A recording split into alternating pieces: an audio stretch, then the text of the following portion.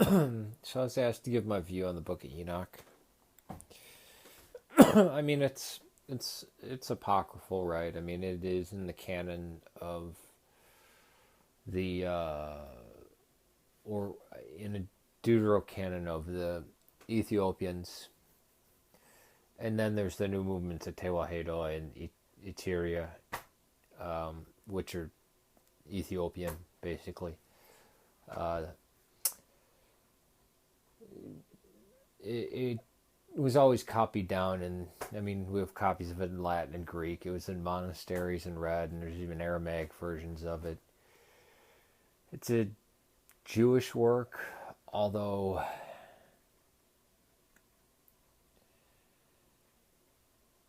I mean, it's supposedly from Maccabean times, but there is stuff in there that it appears to be from the the actual, 4th century, AD 300s. Um, but yeah, there's definitely parts of it that are older than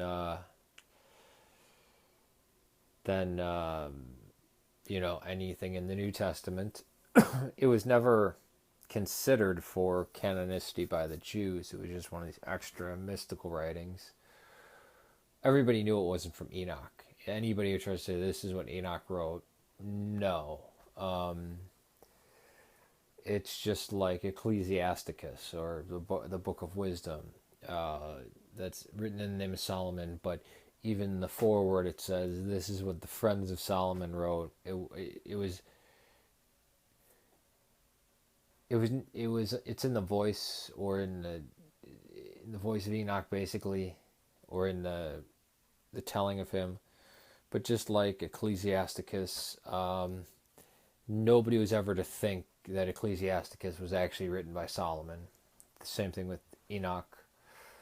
Uh, Enoch, it's just weird. Uh, People say we get our list of the names of angels from Enoch, as if they weren't already floating around there, you know. Uh, I mean, yeah, I read it about 15 years ago, so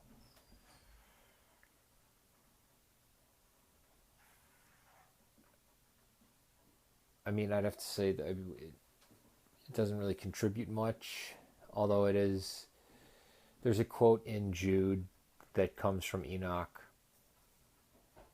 So what? There's a quote in Peter that comes from the Jubilees, or I could have that reversed. But the but yeah, it's just like the Jubilees. Um,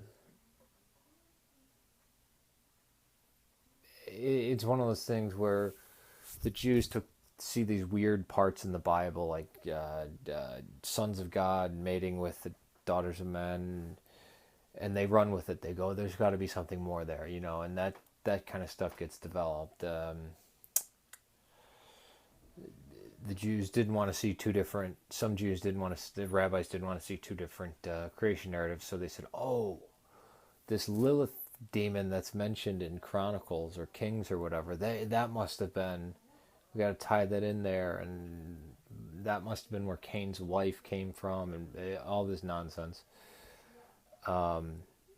like in the Jubilees." But yeah, there's wackos out there that take it and think this was suppressed. No, it wasn't. I mean, it was in basically almost every monastery, and not even the Ethiopians make a big deal about it. You know, Maccabees is far more important. The infancy gospel of James is more important, and it's more credible than Enoch. But uh, Enoch, kind of like Abgar and Jesus speaking to each other. It's kind of like one of those things, although again, less than that. I don't know. I just have a low opinion of it. It's something cool and weird, but yeah, I guess that's it. I could reread the whole thing and go through it if you'd like me to. I'd be willing to do that. Please tell me your views on it if you disagree. Love to hear your thoughts. Peace to you.